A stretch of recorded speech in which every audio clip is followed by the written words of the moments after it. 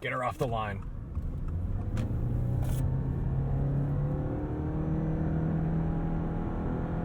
Welcome back, I'm Tedward, and today we're driving the 2026 Subaru Crosstrek Hybrid. This one's outfitted in Sand Dune Pearl, one of the exclusive colors for the hybrid variant, and it's powered by a 2.5-liter boxer 4-cylinder, very Subaru, and the hybrid system is made up of two motors. One is a generator in order to be making power from that boxer engine. The other is a drive motor in the CVT that powers all four wheels, because this has a proper all-wheel drive system. It's not a motor in the back, it's actually a motor up front within that CVT, and that allows this thing to properly put down power to all four wheels through a drive shaft down the center of the vehicle. So for those who are not looking for software-driven all-wheel drive systems, this will appeal to you. With all of its trickery, it makes 194 horsepower, and it gets 36 miles per gallon highway or city, so obviously 36 combined. However, it does cost just a hair under $36,000. Now, that's not a ton of money, but the thing about the Crosstrek is that it is an ultimate value play. The standard Crosstrek, without the hybrid system, comes in at about $27,000, and that one gets 33 miles per gallon on the highway. So it makes it a little bit of a stretch to spend the extra $9,000 to get one that gets 36 miles per gallon. But I will say the extra power and the character of this hybrid might be worth the price of entry. We'll get to that when we're driving, but first, let's take a look around. The Crosstrek is a lifted Impreza. Back in its early days, it was the XV Crosstrek, and this is such a fantastic idea that I'm shocked more automakers have not taken into account. Why don't we have a lifted Civic? Why don't we have a lifted Corolla? Porsche seemingly figured it out with the Dakar, but this is a really smart idea that has 8.7 inches of ground clearance. To put that into perspective, my Lexus GX 460, a body-on-frame 4x4 3-row SUV, has 8.2 or 8.1 inches of ground clearance. So this will clear more than my big SUV. Oh, I forgot. There's no automated lift gates or anything. That's the thing about these Crosstreks, is they are pretty bare bones, but they're very honest about being bare bones. So you've got a hatchback. We love this. It makes it very easy to load and unload. You can put this 60-40 split down and remove this tonneau cover if necessary. I guess I put that on incorrectly. I think I did. My bad. That's okay. That actually needs to go the other way. That's okay. And under here, unfortunately, you do not get a spare tire. You get this little guy, you know, the typical tire repair kit, but I believe some of the space is taken up by this 1.1 kilowatt hour battery. Very small, but effective. The thing about the cargo space in the Crosstrek is that it is smaller than the Civic hatch. I have a Civic Type R, which is a Civic hatchback, and I transport my bicycle in that car all the time. I found this to be a much tighter fit to put my bike, my road bike, into this Crosstrek than I do in my Civic. Something to take into account. But the Crosstrek is not trying to create any illusions of luxury, and that's why I think if you're going to buy one of these, you should go with the more basic, rugged interiors. They do make a leather interior, but my recommendation is always to go with the thing in a Subaru that's the cheaper option, that's going to be more rugged and you're going to be less precious about, because there's basically nothing in this interior that you wouldn't feel bad about getting muddy or dirty or wet, or if the dogs are in it. Look at, like, I need to take care of this, but I got a little bit of dirt from a tire, and it's like, I know it's not my car, but I do respect the car. I don't feel as though like, oh my goodness, we've touched the Ferrari leather with a bicycle tire. Like, no, this is fine. And even up front, this steering wheel, it's not leather wrapped like you might find on a Honda, but that also means that you're not going to scratch it. So I do think this is more of the economical value play for most people. You do get a couple of cup holders, but down here, this is kind of where you start to see a little bit of the cracks in the concrete, right? You can see the connectors, you can see the wires, and that's what I mean is Subaru's not making any illusions about the fact that this car is going to come in a little more inexpensive than some of its competition. But they haven't completely forgotten about you, because you do get USB-C and USB-A chargers for your rear passengers. Let's take a peek under the hood, which actually I've never been under here. So we're going to explore this together. Now this 2.5 liter boxer engine is really interesting for a hybrid setup, because one of the things that you notice about hybrid cars in the industry is they kind of just go with whatever's going to be, whatever's cheaper for them, and whatever is going to do the most efficient thing. Now this is not the most efficient thing. These boxer engines can be a little bit thirsty, but what I respect about this is it does stay true to the Subaru heritage in giving us a boxer 4-cylinder. So every time this engine lights, you get that iconic Subaru rumble, despite the fact that you're in a hybrid. Style-wise, you'll not mistake this for anything but a Subaru. It has a lot of personality, it's rugged, it looks like you bought it from REI. And gluing us to the road on these exclusive to the hybrid 18-inch wheels, we're on a 225 section all around. But when you're thinking hybrid, you're thinking efficiency first. And this is not the most efficient. You can buy a Civic hybrid that gets about 50 miles per gallon. You can get into a Prius or a Corolla hybrid. Those are going to do a heck of a lot better. But what those don't do is all-wheel drive. So maybe this doesn't superlatively hit all the marks as a hybrid, but it does check some boxes that the competition doesn't. So let's get in and take it for a ride. You're getting a full glass display and this 11.6-inch infotainment screen, which it's fine, it's functional, it's just a bit laggy. I find that to be kind of frustrating, because here's the thing, when you're driving, you want things to happen right now. And it's a little inconsistent in when it's laggy. So there's times when I do things with it that I'm like, oh, that's fine. It's perfectly acceptable what it's doing. But then there's other times where I find it just takes a little while to get where we want it to be. And the other thing that I do not prefer about this is that the HVAC controls, the air conditioning, the heat, the fan speed is all controlled through the bottom portion of this infotainment screen. And that means if this ever breaks, you are not able to control the air coming out of your vents. You're not even able to control whether or not you're going to have a defroster. So that, to me, I just think is a little bit of a miss, but that's across the industry. That's not really anything particularly unique to or about Subaru. You've got a proper tilt and telescoping steering wheel. That's great. And on the steering wheel here, you get two modes. You get like a sport intelligent mode and like the SI drive and the ISI drive. It's just going to sharpen your throttle response a little bit. I have found almost no reason to play with that whatsoever. You'll notice I have a little over a quarter of a tank left, and my range is still 140 miles. This is a 16.6 gallon fuel tank, meaning that at 36 miles per gallon, you're getting nearly 600 miles of range out of this. So maybe it's not the star of the show when it comes to fuel economy amongst its hybrid competitors. However, it does get you pretty far on a tank of gas, and that's darn valuable. Down here, you've got an EV mode button. It's not going to get you very far in EV mode just because it's only a 1.1 kilowatt hour battery. So, and it's also only going to allow you to drive up to a certain speed. So let's see, we'll wait for traffic to go by because we don't want to get in an accident in a parking lot with two cars. This is not Bob's Burgers. To put it in drive, we have a proper stick shift. You push over for its manual mode. And instead of a handbrake, you get the little flappy guy for the parking thing. Not my favorite, but that's what the industry's kind of gone towards, so we can't really complain about that. You also get high and low two-stage heated seats for your front passengers. On the driver's seat, I've got all kinds of nice electric controls. Very nice. And I even have a lumbar support, which has made this an incredibly comfortable cruiser on the highway.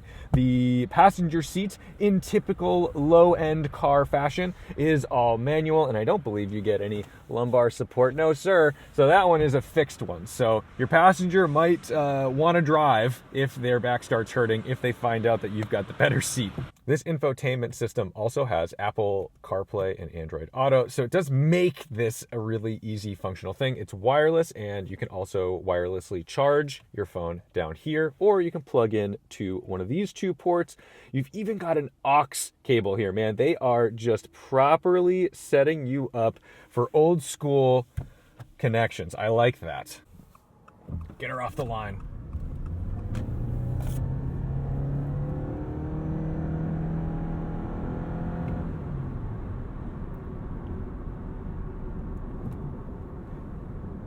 Pretty snappy response, and the nice thing is that it puts all the power down correctly. That was with a little bit of lock and wide open throttle. and it wasn't spinning that inside front tire. And I can imagine these tires are not the grippiest things in the world. So that's telling you that this all-wheel drive system is doing a great job at putting power where it belongs to make sure it's actually establishing traction with the ground instead of just wasting that energy and potentially putting you in a more dangerous spot because you're not moving if your tires are spinning. Let's put it in sport mode.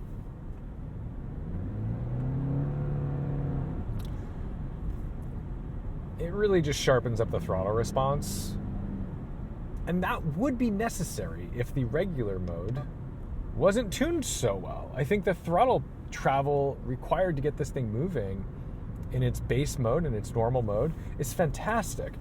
Sometimes you need a sport mode in certain cars. My E39 M5, odd but good example of this, where in normal mode, it takes a lot of pedal travel, almost too much pedal travel to get the car moving, whereas when you put it in sport mode, it sharpens it up to a point where it makes it a lot more palatable.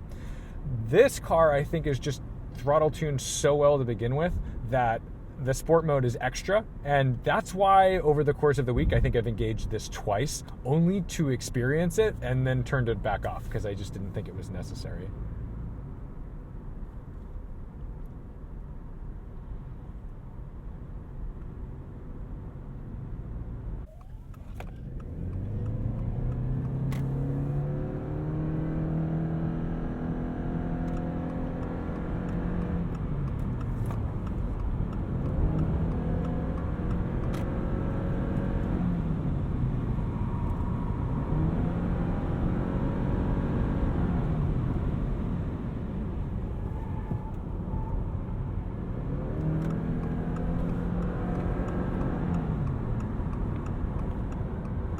Eco-friendly tires making eco-friendly noises. They tend to be a lot louder when they're not very grippy. It's not going to win any light-to-light races, but like I said, the character of this hybrid system is what makes it good. Instant torque. You put your foot down, the car goes. You're not waiting for that CVT to slip its way down to find some optimal position. No, it just rockets you off when you ask for it, and I think that's really valuable.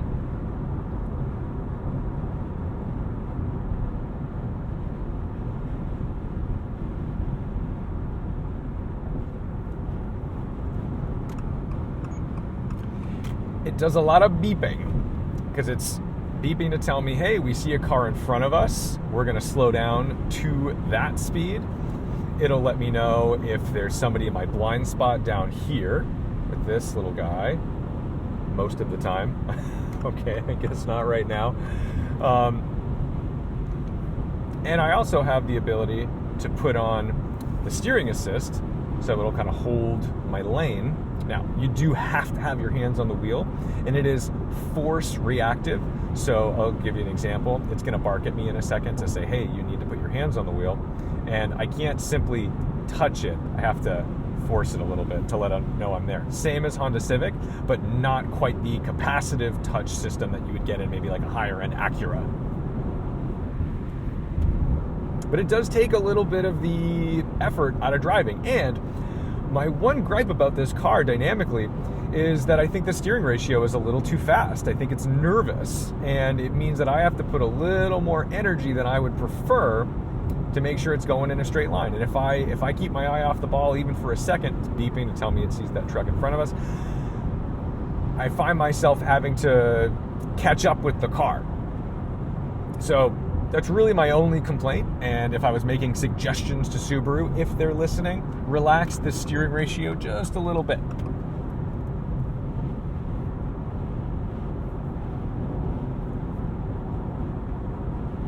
One of the greatest things about the Crosstrek is its visibility. I've got a great view over the hood. I've got this glass here, so there's no blind spots there.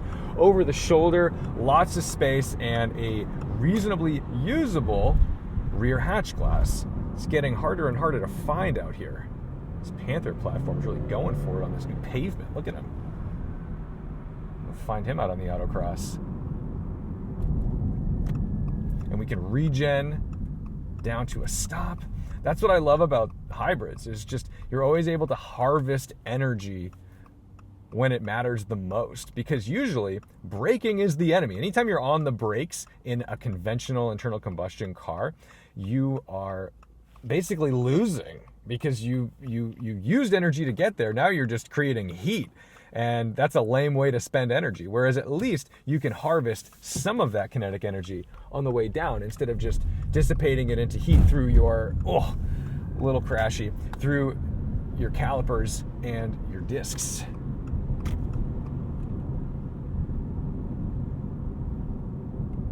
I was driving this home the other night on the highway and the screens were too bright for my eyes. And the best thing about simple cars are simple controls. So right down here, old school, you just have a dimmer switch. And you know what? The dimmer switch, I can't believe I have to really praise this. The dimmer switch dims both screens.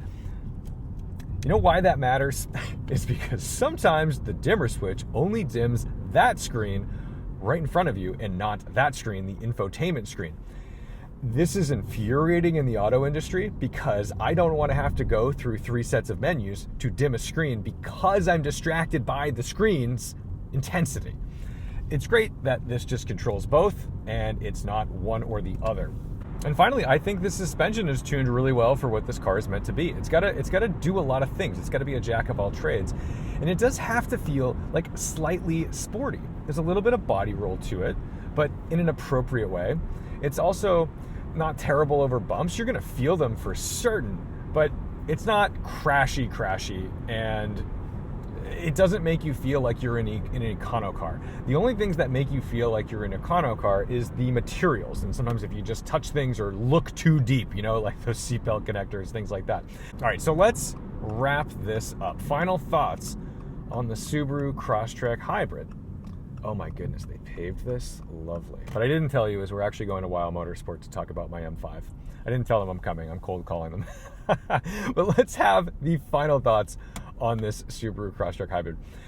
By the numbers, it doesn't meet the expectations of a typical hybrid. For the most part, you're looking for your hybrid to be some mile per gallon all-star that's going to get you 40, 50 miles per gallon. This is not. And it's really not that much more efficient on the highway than the non-hybrid Crosstrek, which costs significantly less.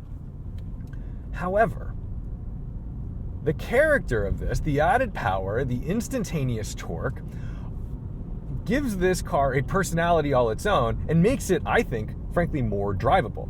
Not to mention the fact that, sure, it's rated for 36 miles city, 36 miles highway, miles per gallon.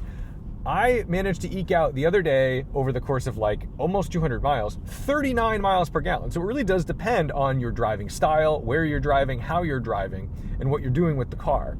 So you can get more if you want to hypermile it.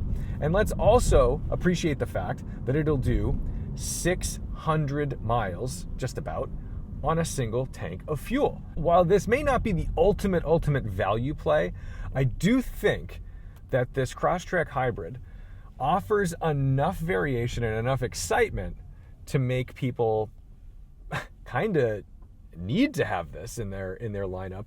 If you need the ground clearance, you need the budget price, and you need the all-wheel drive system.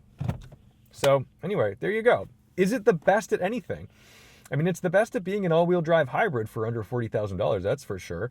It doesn't get the best fuel economy. It's not the fastest, but I've really enjoyed driving this. This is a fantastic daily driver, and it's an easy-to-recommend car.